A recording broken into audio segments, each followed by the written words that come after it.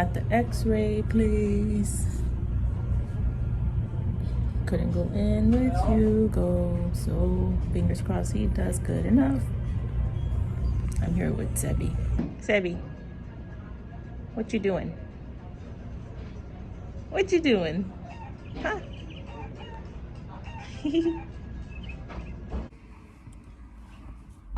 As you guys just saw, we just got out of the, what is it, x-ray? Mm-hmm. The x-ray. Hugo went in there with him, and he did really good. Every time I think about worst case scenario, and he always surprises us. I was already asking them, like, what about sedation when I went into the admin thing? And they were like, it's just an x-ray. And I was like, you don't understand. And, yeah, she was like, well, you can talk to them when you get in there. But I was already thinking he was going to need, like, some kind of sedation and all this other stuff. But Hugo said he was calm, right? Yeah, the lady that was there, I think she helped a lot. Yeah. Because she had Crocs and she had, like, the little images on them. Yeah. And she's all like, look, I have some just like you. Yeah. And then while they were putting some stuff on me, because I guess the radiation. Yeah. Because you're pregnant? I'm just kidding. Christian was like climbing things, getting up on things and back down, and they were just letting him do his thing. And I think that got him happy. And then you said also going in and out helped him because he like was able to see it and going then in come the out, room and then coming back out and then back in. Yeah. And then I got him to sit on the little bed. And then the girl was all like, "Ándale, mimis," in español, you know. Sí, Spanish, like, all right, babe. Yeah. And then I was like, "Go, titi." And then he just looks at the pillow, and then I just give him a little push, and then he's just there calm, and then he's looking up at the camera, and then he's just staring at it. And then in my mind, I'm thinking, take the picture. Yeah. And then, because he was just calm, and they were like still conversating, the two doctors in there. Yeah. And then they were like, all right, I think we got them ready. And then they go over to take the picture. And then I was like, don't move, Christian. And then he moves. Oh. Yeah. And I was like, I was like, here we go. And then they were like, oh, no, don't move, please. And then they reposition him. Yeah. And then he's very calm. I was even surprised how calm he was. How about you? Were super calm? I think it helps when people talk to him, you know? Yeah, and then he was calm, and then they were like, all right, don't move. And he didn't move at all, and I was so surprised. And then they finally take the picture.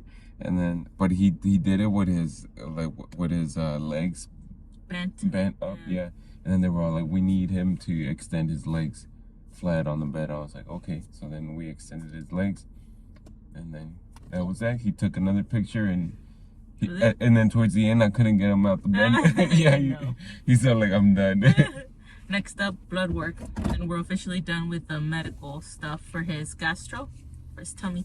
Said we did good waiting too. He's probably hungry, huh, Christian? He hasn't eaten anything just in case. I don't have the energy to move. Yeah.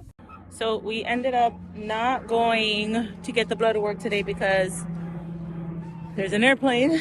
We weren't sure if, hang on. Sebi swinging. Christian's on the trampoline. We weren't sure if he needed to be fasting, so it was gonna be too late of an appointment, so we didn't want to make him wait to eat. And we rushed home, we ate, we took a nap, and then we rushed to clean, only to find out that his first ABA session's canceled, and they never told us. We were waiting here. I'm like, what the heck? They were like 20 minutes late and they never showed up, so had to message them, and they're like, yep, sorry, late notice. I was like, okay. So now we're just chilling. At least the house is clean. Hopefully Sevi takes a nap. This boy is cranky. And I think we're gonna take him tomorrow to get his blood work.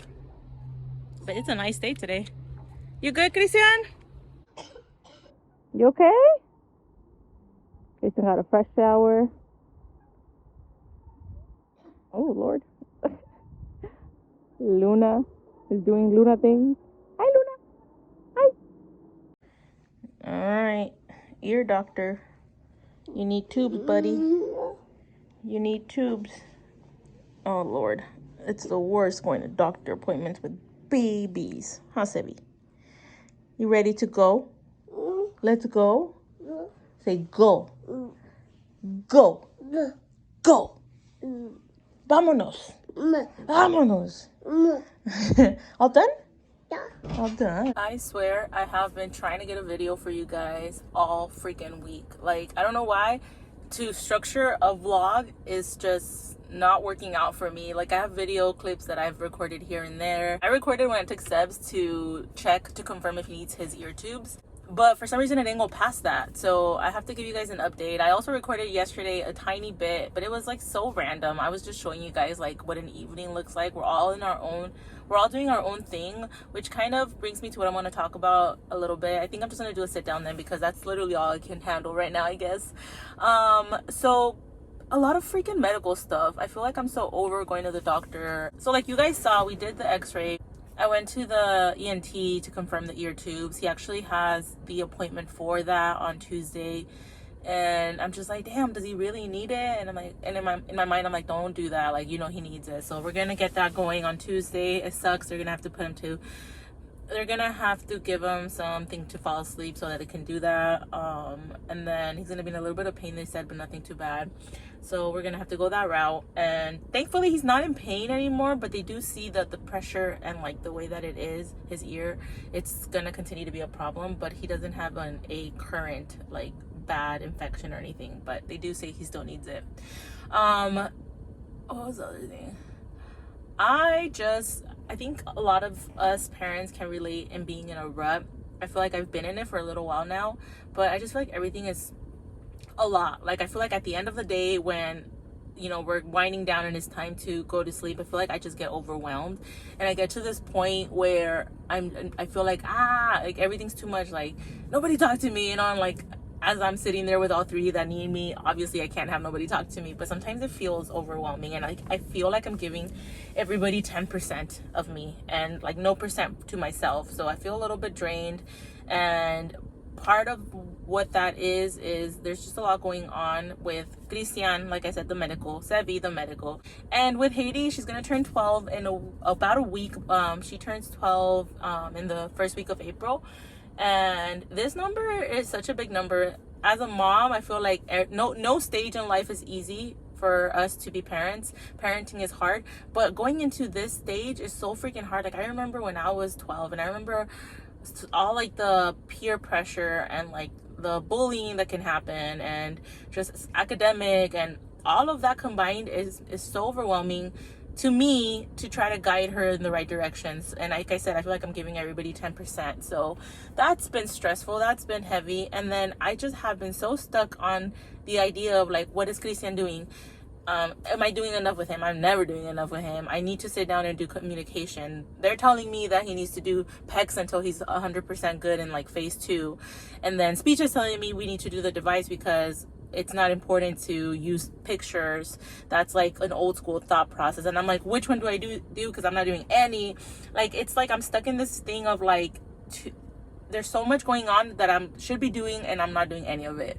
I always say, like, that doesn't mean that he's not communicating, because I still make him do signs. I still make him tap me to get attention instead of like yelling and stuff. So I'm always doing something, but it always feels like for every kid it's never enough. Like, I'm just beating myself up. So I'm trying to not worry about recording videos, because that's like one more thing that's on my head that I'm just like, no, it's not even that important. So I'll probably just continue to do weekly vlogs and just actually pick up the actual camera and try to record, even if it's, you know, in my head it's not much, but I still find it interesting and entertaining when I watch other people's videos. So I think I'll just try to do that and not force anything, because sometimes I'm like, I need to record and it's like nothing going on. I'm like, how do I make this a video? Like, it shouldn't be like that. I'm just gonna record what comes naturally.